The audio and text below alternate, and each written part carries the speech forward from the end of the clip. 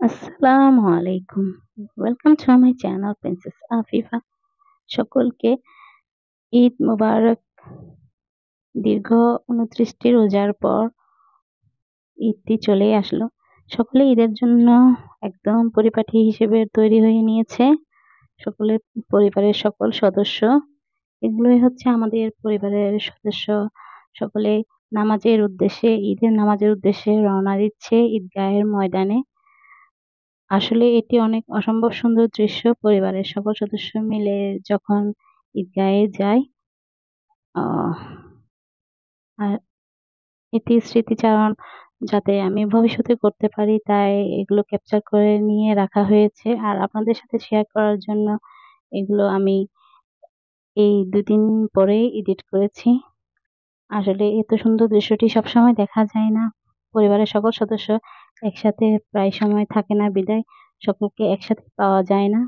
সকলে যদি এভাবে মিলেমিশে একসাথে থাকতো তাহলে আরো পরিবারটি অনেক সুন্দর দেখাতো। দেখতেই পাচ্ছেন সকলকে দেখতে মাশাআল্লাহ অনেক সুন্দর লাগছে। ঈদের দিনের মতোই মনে হচ্ছে। আমরা যার রোজা সম্পূর্ণ করে ঈদের জন্য সকলেই তৈরি হয়ে নিয়েছি। ঈদের আনন্দের মজাটাই আলাদা পরিবারের সাথে ঈদ করতে। কিন্তু শ্বশুরবাড়িতে ঈদ আর বাবার বাড়ির ঈদ একেকটি একেক রকম। যাদের বিবাহিত জীবন তারা তো শ্বশুরবাড়িতে ঈদ করবে। এরপরেই উম কিছু বলার নাই। অবশ্যই পরিবারের যারা মেয়ে তাদের তো মা-বাবার কথা অবশ্যই মনে পড়বে। ফাইনালি সকলেই ঈদগাহের ময়দানে অবস্থান করছে নামাজের উদ্দেশ্যে।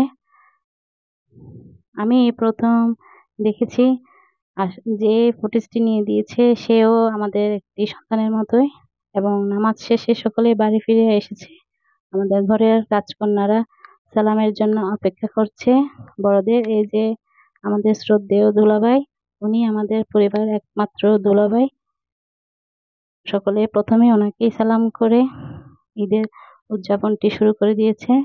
আর সকলের কিছু সুন্দর মুহূর্তগুলো ক্যাপচার করে নেওয়া হয়েছে। আর কারণ এই সময়গুলোতে আমি ছিলাম না তাই আমার হাবি এই কাজটুকু করে দিয়েছেন আমার জন্য। খুব সুন্দর মুহূর্তগুলো কারণ এই আমাদের প্রিন্সেস গুলো ছোট প্রিন্সেস এরা আর কিছুদিন পর তেমনটুকু ছোট থাকবে না।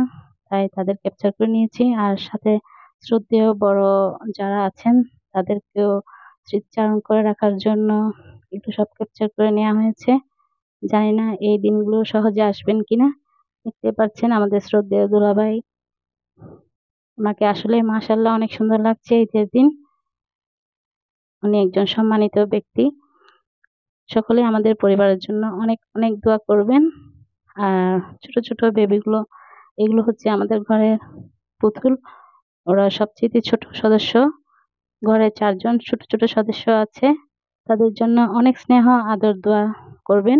আর আমার চ্যানেলের ছোট ব্লগগুলো আপনাদের যদি ভালো লেগে থাকে দয়া করে আমার চ্যানেলটি সাবস্ক্রাইব করে দিবেন, লাইক, কমেন্ট, শেয়ার করবেন। আর সকলকে আবারও ঈদ মোবারক। খুদা হাফেজ।